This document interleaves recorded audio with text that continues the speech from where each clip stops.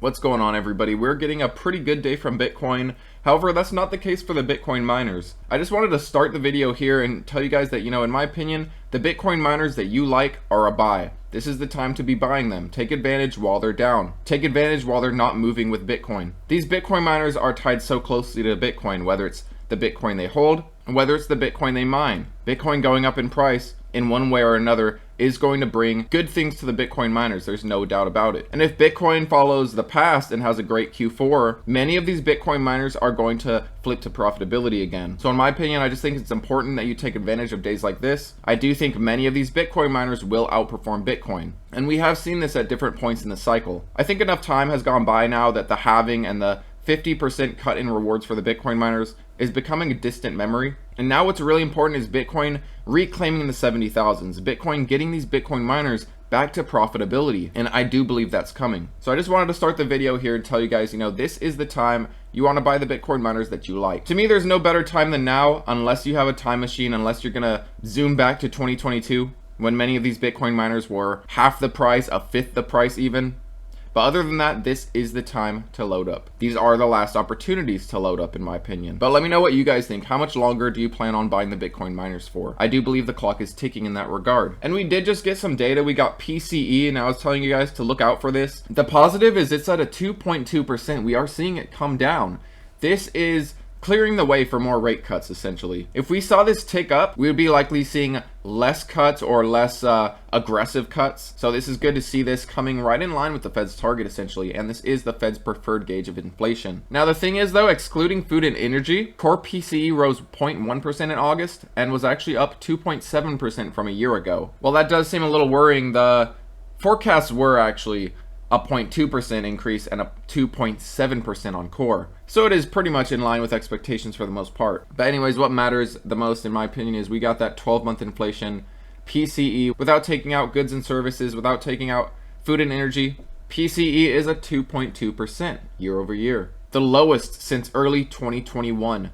My, how things have changed. Instead of an aggressive rate hiking Fed, we get a rate cutting Fed. We have basically gone full circle. Now I do want to look at Bitcoin's chart, and then we're going to go over some articles to talk about, some great things coming for Bitcoin, some great things going on. And I want to talk about this resistance point. I do think we're going to find it as resistance first. We might retest some lower levels, but we have been running quite a bit lately. This inverse head and shoulders played out. We ran from the bottom to top about 25%. We have been pretty much going straight up, essentially. Maybe Bitcoin's due to cool down a little bit. Retest this 65,000 zone. Wouldn't be surprising in the least. And looking at the 200 MA, might test the 200 MA. If we fail 65, we might test this roughly 64 or 63.9, I should say. And if that fails, maybe we come down to test our 50 MA. The positive though is the 50 MA is curling upwards. Maybe we get a little retest and a bounce, break this descending resistance, get that 200 MA to start curling up, get the 50 to flip the 200 MA, and then all we have to do is go take out these previous highs. And we are about to take out our last cycle high as well, that 69,000 area. That, in my opinion, is the next zone to break after the break of our descending resistance. First, we might hit a speed bump here, and we might actually find it as resistance. We might have to get some consolidation in one of these areas before we get enough pressure to break out. Bitcoin has been running quite a bit, and that doesn't mean it can't run more, but I would like to see some consolidation first. That's what I would prefer. Some nice consolidation right in this zone. Maybe we get a tightening right here and then that breakout. Otherwise a break down from 65 and a test of the 200 MA, like I said. But things are looking so much better for Bitcoin. We are this close from breaking out of this descending trend, breaking out of these lower highs and lower lows.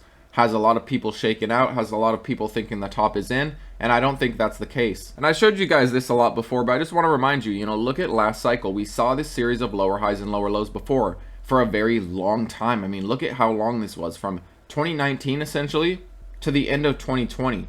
We just had this long consolidation, but once we broke out, oh boy, did we break out. And where we are on this cycle right now is right around here.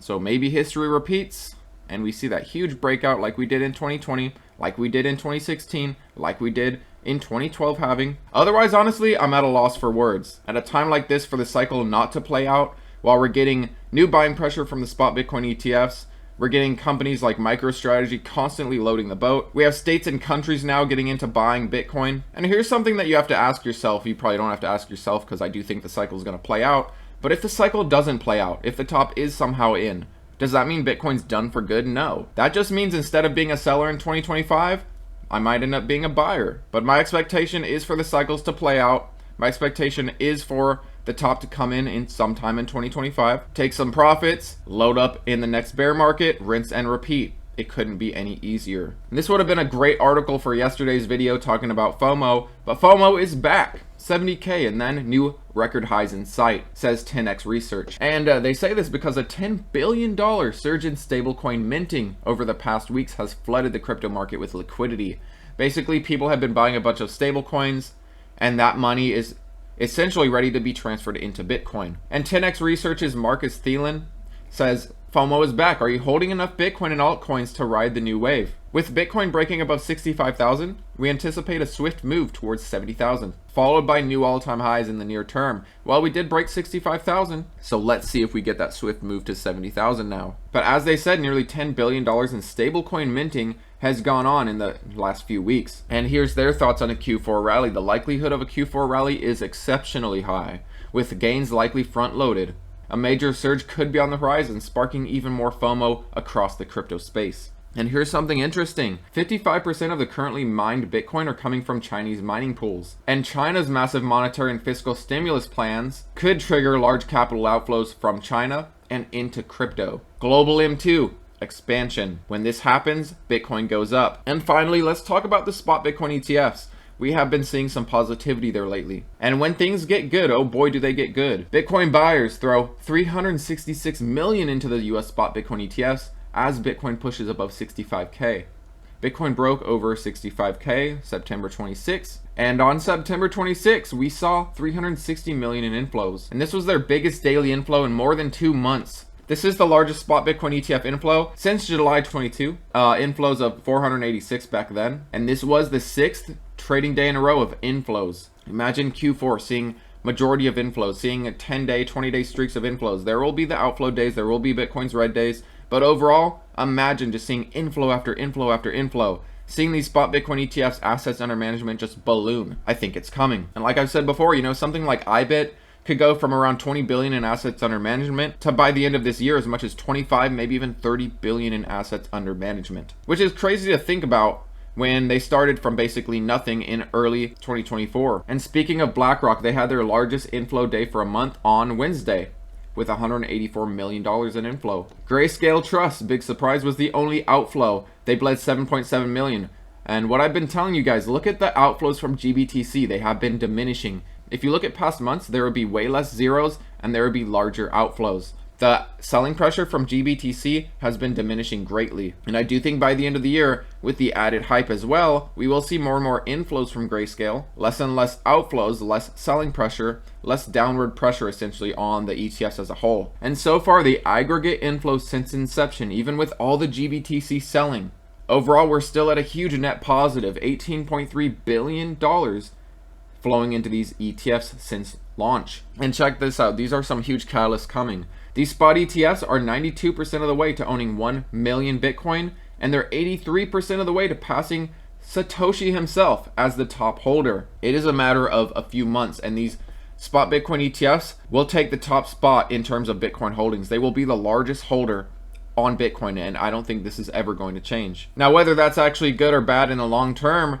that's a subject for a whole nother discussion. But what do you guys think? Is this the start of our break for Bitcoin from that descending resistance? Is this the start of us trying to take over those all-time highs? Or are we going to get rejected first to then have to see where we hold up at certain supports before trying to take those resistances out again? But anyways, I appreciate you guys for watching. Thanks as always. Hope you guys have a good weekend, and I'll see you next time.